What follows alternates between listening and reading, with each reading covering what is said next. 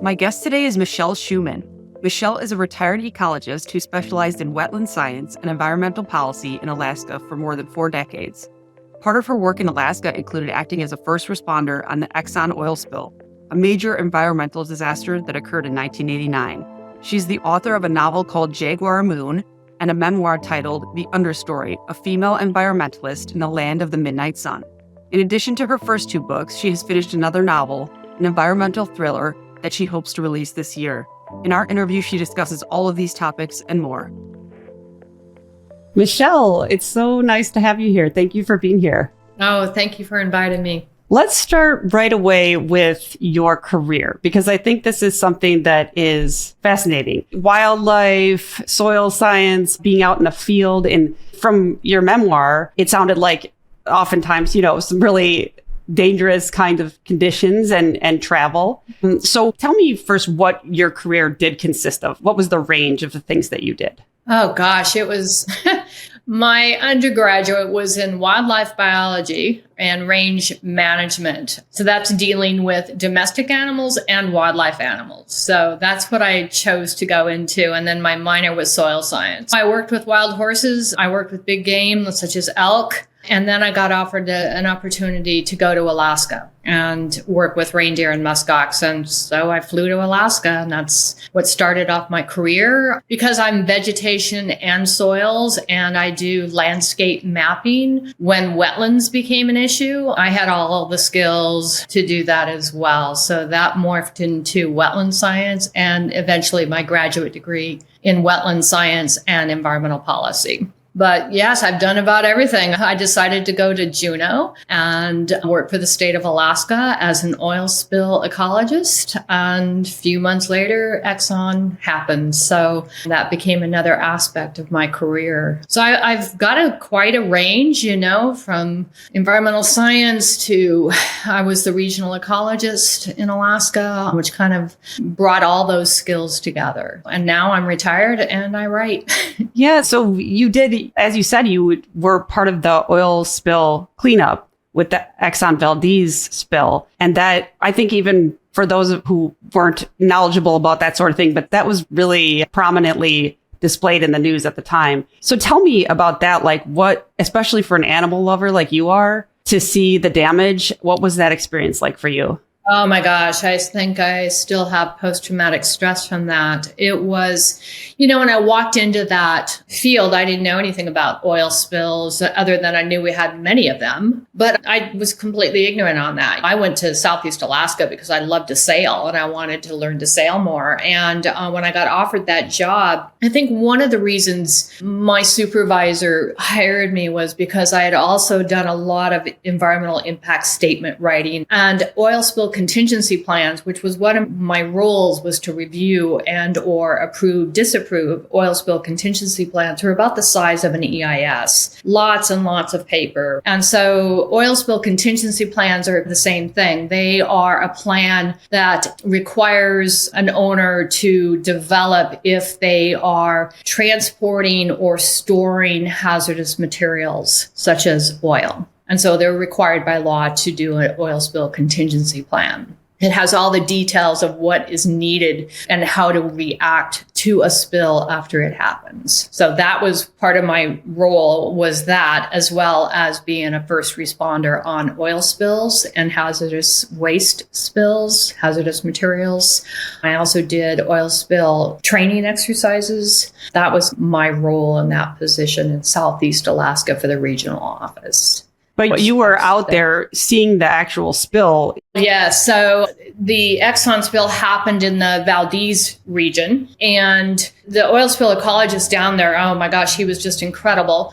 He had been screaming for years that Exxon and Alyeska, the cleanup corporation down there, was not prepared for an oil spill. And sure enough, that night, the Exxon hit a rock, and it took me, there was only like 5 people statewide that had those positions. And so it took me almost 2 days to show up there. No one really knew the damage and how large of a damage that was when the Exxon hit the rock. And so I ended up flying on a commercial Alaska Airlines plane from Juneau to Anchorage.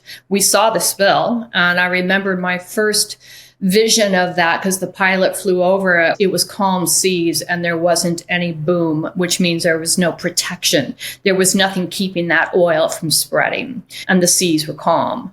I land in Anchorage. I end up catching a ride with the National Guard on a C-130 in strong winds. We landed in Valdez. And so those calm seas after 3 days turned into rough seas. And yes, my first job, because I was also a soil scientist, I was given the task of assessing the damage on beaches. And the devastation to the wildlife was just, it was incredible. That's the busiest time in Prince William Sound for wildlife species. They're migrating through, they're breeding, they're nesting. So yeah, the damage was horrific. And that spill could have been prevented. I think that's the hardest thing, is it could have been prevented if the oil spill contingency plan had been followed. Okay. And have you noticed, do you feel like since that spill, there's been a change, or there's been better compliance or better plans or protections put in place?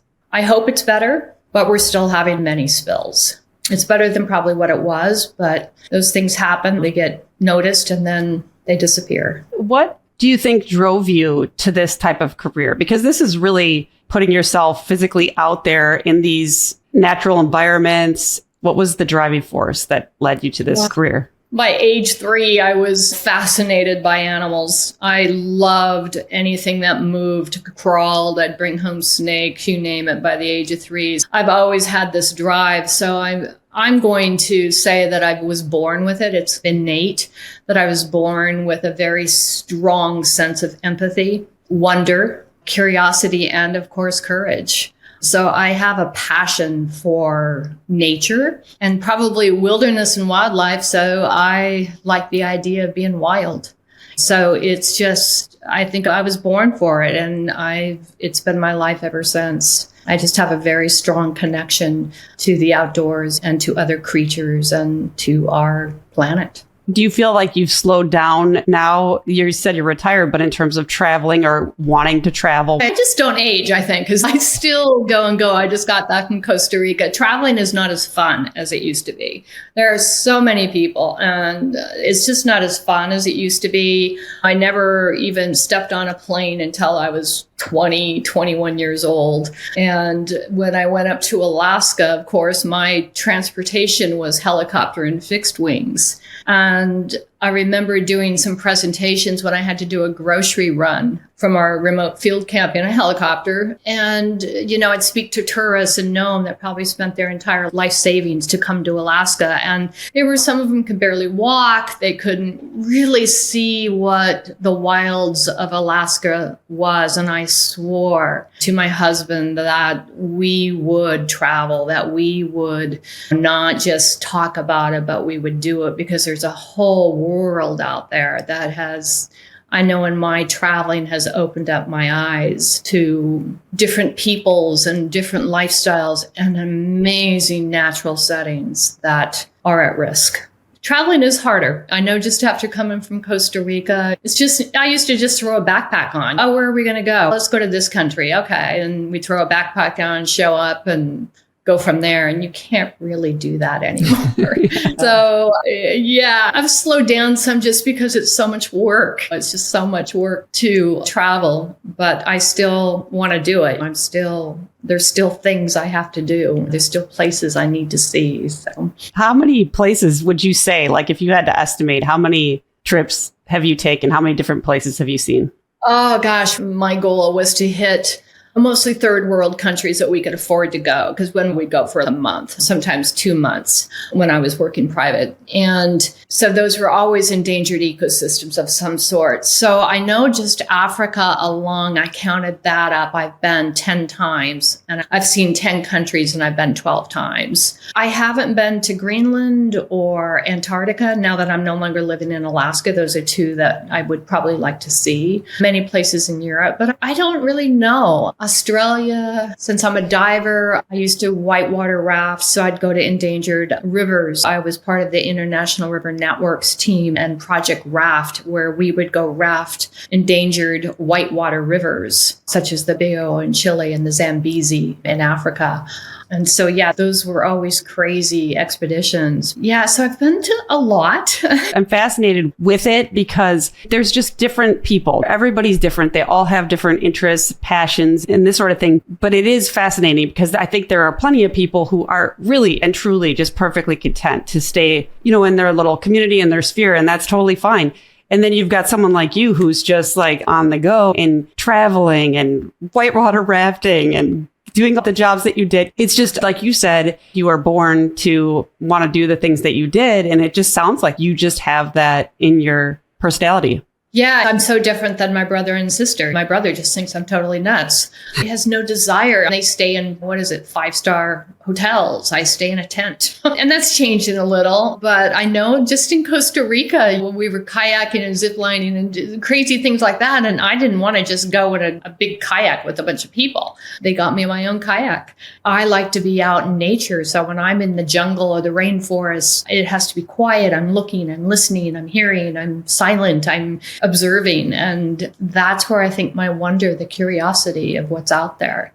So I'm always observing my environment. And that's what I get out of it. I would not do well on a cruise ship. Granted, there's people that just love them. It would probably freak me out. I know I'm going to Egypt and Jordan in February, but yeah, there's just so much out there to see and do. I just couldn't imagine not wanting to be out there and explore it. You mentioned that your family, you mentioned in the memoir and here again in the interview that you really were different than them, really stood out. I think even in your memoir, you might have called yourself the black sheep. But let's talk about that a little bit. Let's talk about that. What was that like? I think there's a lot of people who can relate to that feeling different than your family or than just people in your school or whatever. What was that like for you? Did you ever go through a period of time where you were struggling with that and wanting to be more like them? Or were you always like, this is just who I am? I think it was a struggle. I'm a very strong empath, and that has always been a curse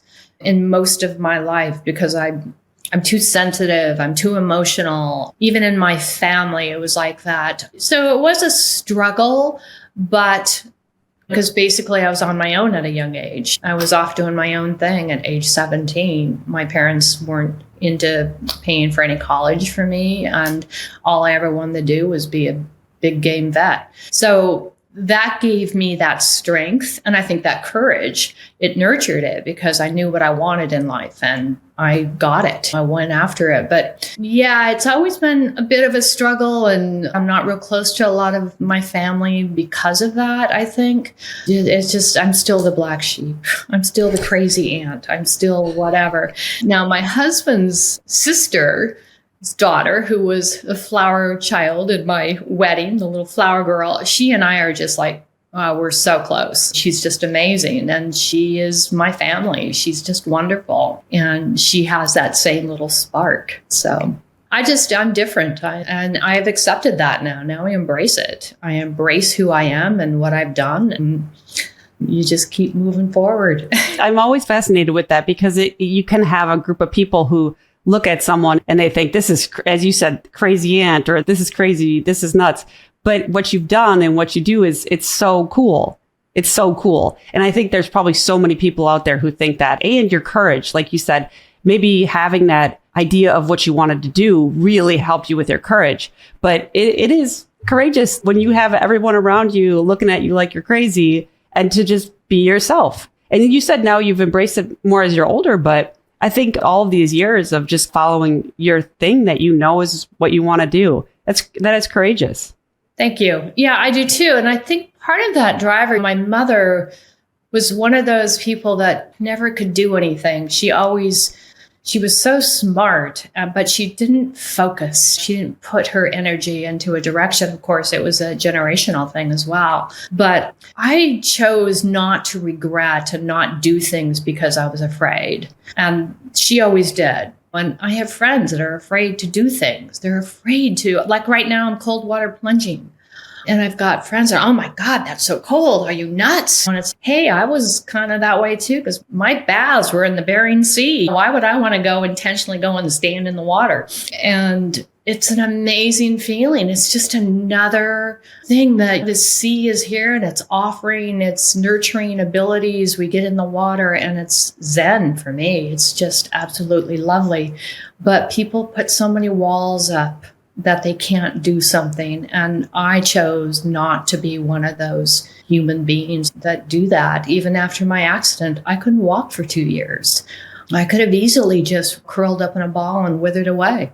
And it was a fight and it was a struggle, and it's still a struggle. It's still a struggle, but that doesn't mean I'm not going to push forward every single day while I have it. Let's talk about that accident. Talk about what happened and what happened to you physically from the accident. Oh, yeah, boy. From age 24, I worked out of a helicopter. That was my main transport. And so I was very familiar with flying in rough conditions and dangerous conditions, getting in and out of a helicopter. And then in 1998, I was working on a large project, again, an environmental impact statement, doing all the wetlands work and environmental work for a large mine in the interior of Alaska. And it shouldn't have been that different because I'd been doing that for several years. We always had helicopter safety briefings. You had bear safety briefings. It was all a very controlled and safe environment until 1998. And something happened where there was lots of big mining projects going on in Alaska. And for some reason, I know that reason, the local mine health safety administrative office was closed down. And so there was none in the state of Alaska. There was no helicopter briefings. That first tour, there was nearly, a live load of dynamite was dropped in camp. We nearly had a head-on between 2 of the 3 helicopters that flew 24/7. My partner and I usually worked alone. And we'd be miles and miles from camp, and you would see garbage. You'd see bread bags and food garbage, and the trails to and from the camp were like highways. And after that, my sensitive self, my intuition was on fire. It was just, the anxiety was high. And I told my work partner, that I was not going to come back on another tour. And then my partner was, oh, you're being unprofessional, you're being a wimp, you're being emotional, blah, blah, blah. My work partner and I, we got some first aid equipment. I was an emergency trauma tech trained because of all the crazy things I do in my personal life and my work life. And so we showed back up, and that night I went up to an upper field camp with a brand new pilot and was slowly getting out of that big helicopter. These were helicopters used for hauling mining equipment. And I did what I always do. I go out really slow. I look at the bottom of where I'm going, and the door flung open. I was connected to that door, and I was flung out about 8 to 10 feet. And my left leg landed straight on a rock, a small rock. It was about 6 inches in diameter. And everybody heard the explosion in my knee over the helicopter. My right leg got hooked on the little tiny step, bent backwards and sideways. And the guy that opened the door, because I never saw him, tried to pick me up, and there was nothing. I was jelly from the waist down. And so the helicopter pilot had to shut the helicopter down, which then is very scary. That's why you never approach a live helicopter until the pilot signals you. If there's people inside that helicopter, they go out in the front of him, and then he would signal people to come. That, of course, never happened there. So as he shut that bird down, now you got blades that are spinning. And that is how people get decapitated. And this guy, I drugged the guy that did this and told him to get against the fuselage. And then there was no EMT, and I had to tell these guys what I needed. I needed stabilization, 2x4s, towels to stabilize my legs. And then finally, I was in shock. I knew I was going into shock. A woman came up to me and said, "My name is," and I passed out.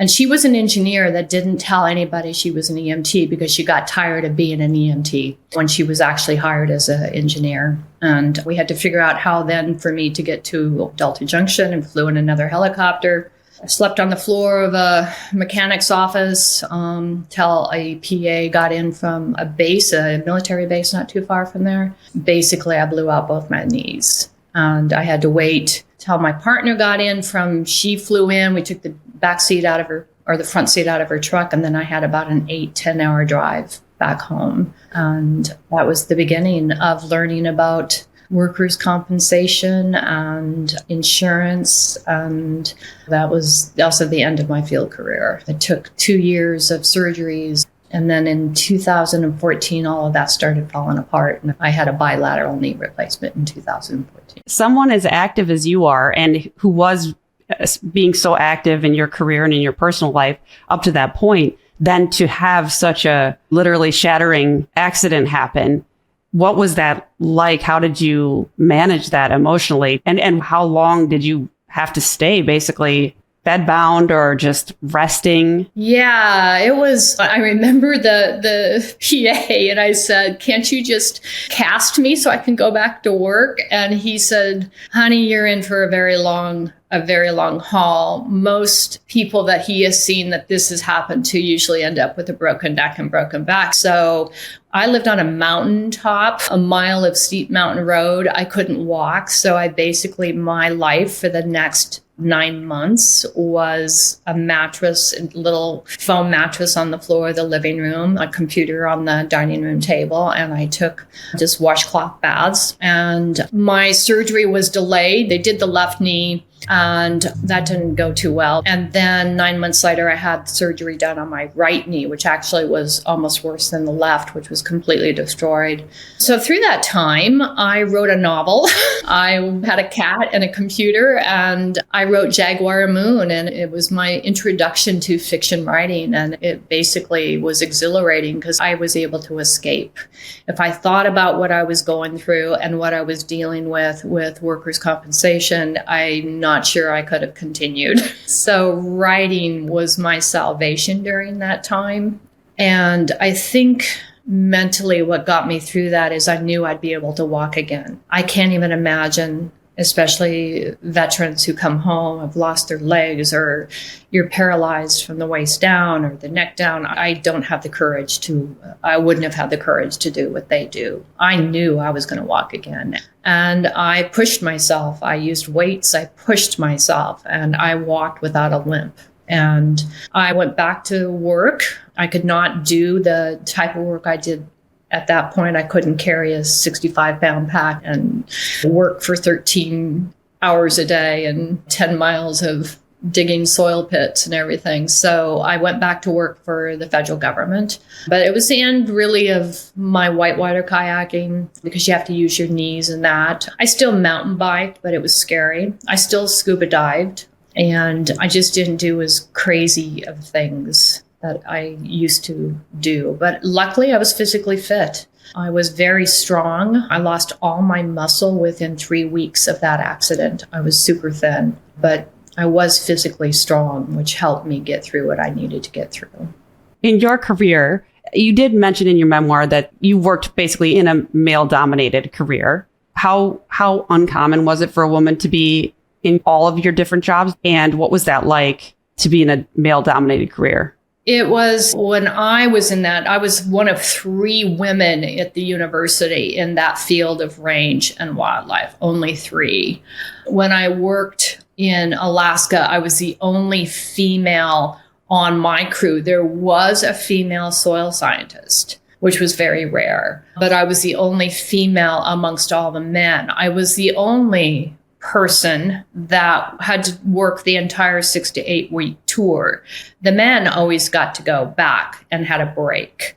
That first field season, I showed up with snow, and I was put in a tent without a door that could close, with a sleeping bag that was military surplus that had feathers coming out of it. And I remember the wind was blowing. We had snow that day, and the wind was blowing so bad, and my coat luckily got caught on some Velcro. And so I carried my cot and went into the cook tent, where it was at least warm. and had a door. And that was my introduction to the Guy crew. At the end of that tour, we were at the No Nugget having a beer when I realized there was a bet on how long I would last.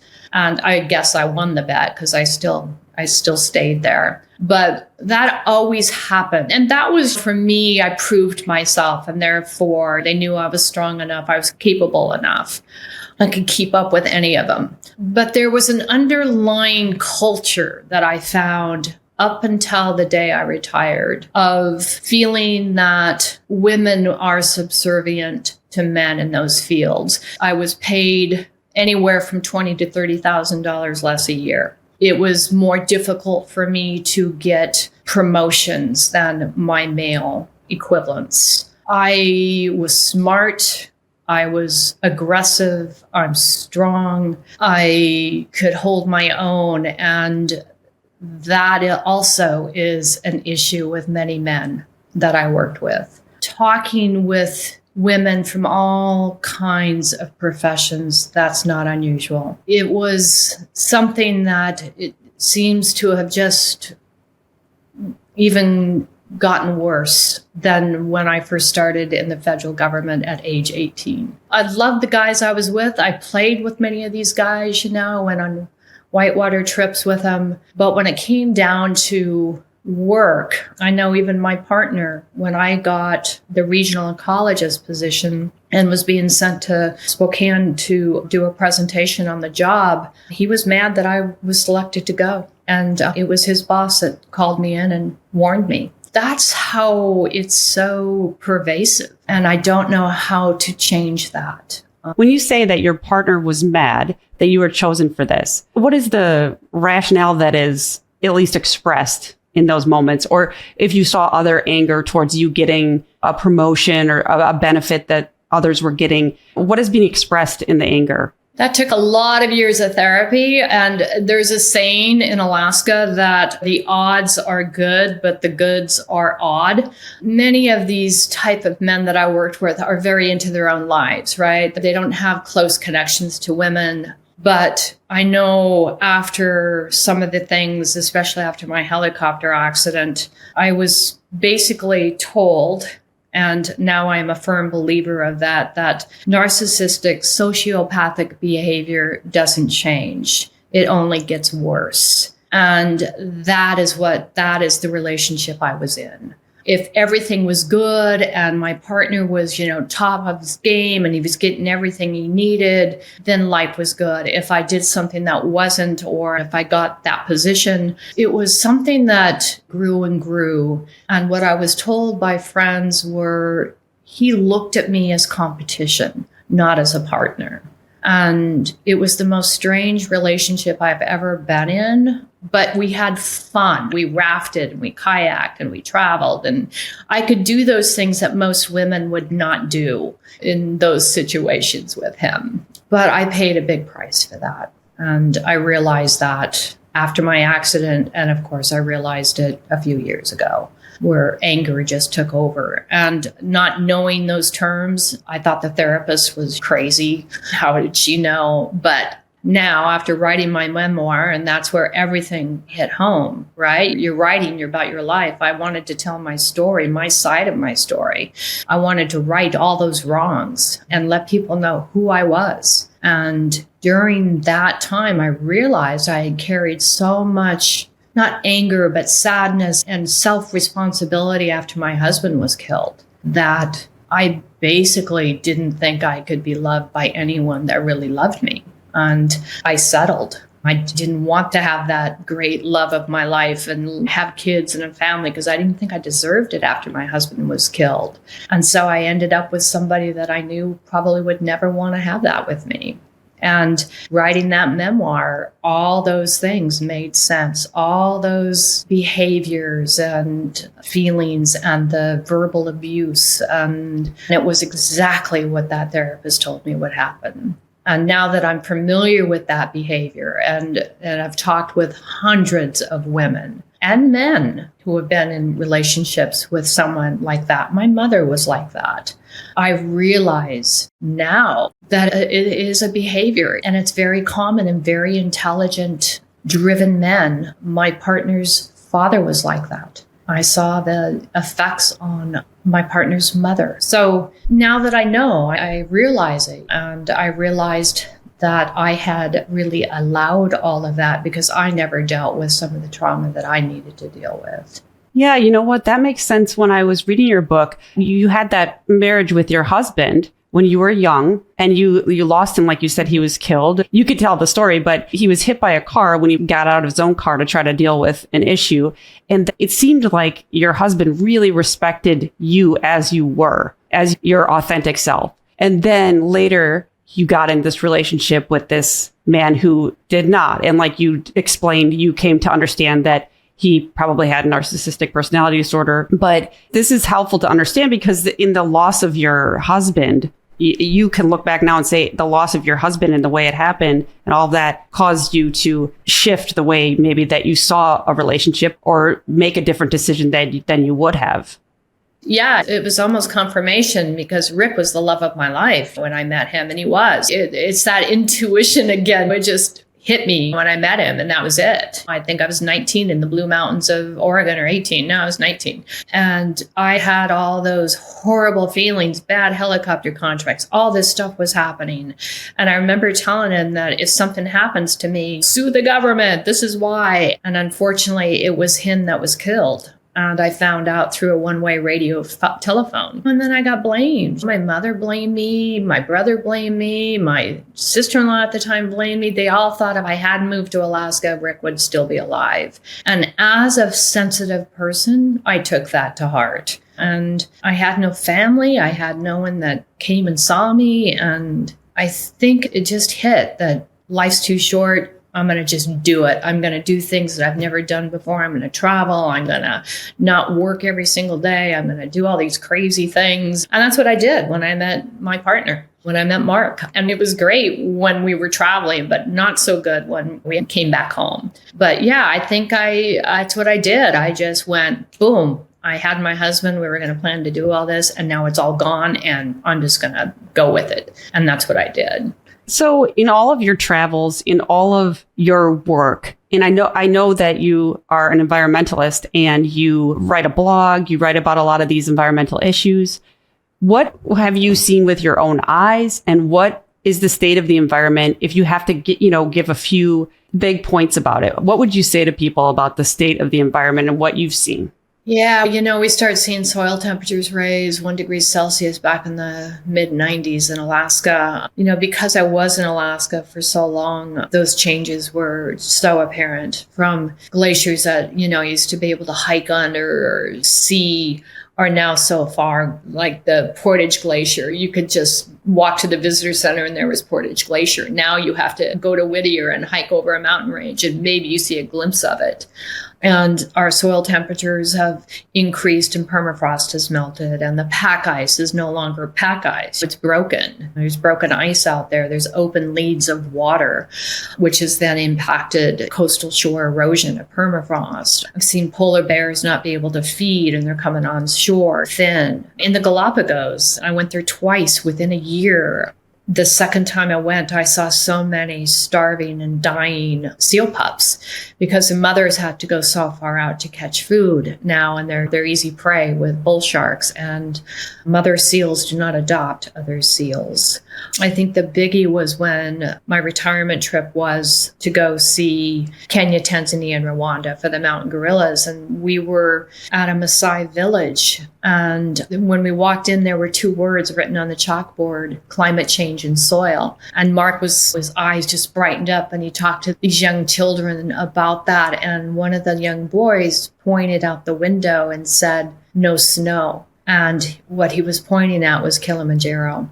And there was no snow. It was scattered snow on the summit. And they were under, I think, their 5th year of drought. So babies were dying. There was no water. I saw livestock dying and dead. So those are the things that I've seen globally. Changes in coral. And what can we do about that?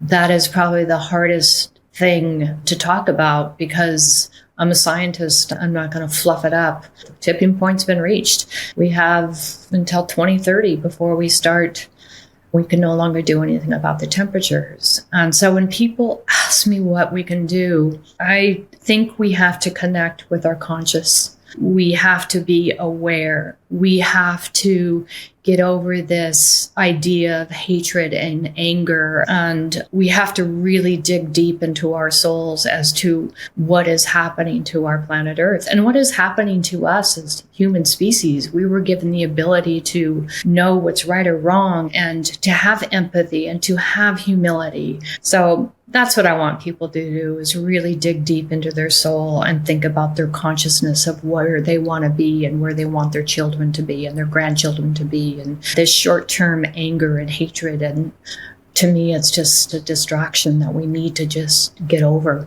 and start learning to live together and love each other and do what we need to do as a human being. Yeah, I get what you're saying. Like with the news, I feel like there is so much news and there's so much triggery news out there, scary news, things that just cause people to have a reaction. And what I think you're saying is that sort of thing can be very distracting and people can be caught up in that sort of thing when there's really more global issues that if we could all come together, we could start to try to do something about. Yeah, there's what's out there right now is called eco-anxiety, and it's a real thing. And it's for many of us that are in this field and been in this field for a long time, and we're just not making any headway. There's this anxiety out there. I just really see us needing to make a major change and be aware of what we want as a species. I guess it's like you hope, are there these experts out there? Somebody's working on these things, like somebody's hard at work coming up with solutions, because I think it's hard for people. It's not just about being distracted by, hate and division. There's also just people are trying to get through life, I think, day by day. Yes. And there's a lot of stressors and there's a lot of things right in front of their face. And it feels completely impossible. Like, what am I supposed to do? How am I supposed to? It's so overwhelming. There's so many people. There's so much. It doesn't feel like there's a lot of practical things to do, especially if a person already is inundated with daily stress. But that's what I keep hearing, though, is people are too tired. They're too exhausted. They've got this and they've got that. And that's what I'm talking about. Distraction is we have so many distractions now. There's so many things going on, but there's some very important things that are going on that are life-changing things. And it's easy to, of course, get overwhelmed. But go to your local community. So I don't know, because so much of what we're dealing with needs to be handled at a large scale. We need to, as Americans, address with our emissions and deal with what we're dealing with to minimize our usage and minimize greenhouse gases. Permafrost, the melting of permafrost puts over 50% of carbon into the atmosphere as CO2 and methane. I guess that's why 20 years ago we were screaming and yelling for a change. I guess I would just say get involved with your community. Scientists tried, we've tried. So small steps, I guess. Do what you feel, recycle, walk, ride a bike. The answer is not always in some of our alternative energy. Be educated, read. Yeah, that's all good stuff. And so just shifting here, I'm not going to keep you much longer. I do want to ask you about your writing, because you mentioned you wrote your first novel when you were dealing with your accident and the aftermath. And so that was something really healing, or really just like mentally positive and healthy for you to do during that time. And then you've continued writing, you wrote your memoir, you write blogs. So what has that looked like for you? What's that been like? It's been amazing, actually. The memoir was hard because it made me come to realization of what I have allowed in my life and to forgive myself, to love myself and be proud of who I am. But this novel I just finished is an environmental thriller. It's set in Alaska and ends in Tibet, and it's about the mining of rare earth elements. It's got some romance thrown in there. It's got some horror thrown in there. But it always in my writing, I educate. So now I weave it through story with the hopes that just these little bits about rare earth elements, they're not the answer to everything. So I love doing that. Writing gives me the ability to reach deeper into my soul, to weave a story with educating people. I love to educate people. I love mentoring young women who want to learn about our earth and about our environment and the vulnerabilities and the beauty of life on this planet. And writing allows me to express that. And right now, my novel is in my editor's hands, and I am grudgingly looking for an agent. So that's my next step, is to be sending out query letters to an agent, because I love this story. I love this story that I've written. It will be a series, and Jaquar Moon, if I can get that re-edited, I hope it will then also be part of this series of an environmental thriller with a story about our environment, but also little bits of facts woven in. Nice. That's so awesome. That's so awesome. You're just a person who seems very full of energy. You know what I mean? There are just people who have a lot of energy. It's like all the stuff you've done in your life, all the activities, the writing was just, wow. It's great. It's amazing. It's very admirable. It's so funny. I've had 3 people. I had a couple folks in Costa Rica that this one guy, I was just talking with him and asking about him. And he goes, "You are so full of light. You give me energy." And I'm like, "What?" And then I come back and my niece says the same thing. And now you say that. If I can do that, that's great. Maybe that's the message. Follow the light and save our planet. That's very thoughtful. Thank you. Is there anything else that you feel like you missed or you would want to say before we close out? The one thing I might say is in the travels, and I know we touched base a little bit and then I went down a different rabbit hole, but I think this is what gives me hope, is my connection to nature. And my last trip to Africa, this is where some things just are meant to be. And I was able to go to the Pablo group, which was the research group of Dian Fossey in the Virunga Mountains, because my guide found out I adopted a gorilla. And we were walking through the bamboo, and I was talking to the Virunga guide and about Cansby, which was the silverback that Dian Fossey raised or knew since he was little. And he was there in the tree, and I just was shocked because I thought he had left the troop and passed away, and he came back. And I thought that's why I'm here. That's that connection to nature. And then less than an hour later, I was standing in the forest, and the guide said, "Michelle, do not move. Just stay still." And this mama gorilla comes by, grabs my leg, just touches my leg, looks at me and grunts like I'm in her way. And she was followed by this little fur ball. And this little fur ball grabbed my legs, stood up and stared at me. And she had the most beautiful amber-filled eyes. And you could just make a connection with her inquisitiveness and her passion. And this little gorilla then heard the grunt from her mom and dropped down on her legs and walked away, and then stopped and looked at me and then followed her mom. And that was my adopted gorilla. That was Kumulanda. And so that story, that's our connection to nature. Go out and find a connection. Because once you find that connection like that, maybe that is what we can do to help this planet and all the species in it, is make a connection with nature. Go sit in the forest and listen. Just listen. And I believe that is the best therapy for all of us, is just to find that spot, either on a beach watching the water, or in the forest, or just give yourself that little bit of love from the resources. And maybe that's what we need to move forward. Yeah, it's a really good point. Some people really don't have access to it. They really don't. But there are people who do, and it can be such a healing thing. And connecting, like you said, with all of nature can be really a positive thing for people, and helping to feel that connection between all of us and all living things. It is. And I know when I was in Washington, D.C., I'd go sit in the Arboretum. I'd go grab a book and just sit in the Arboretum.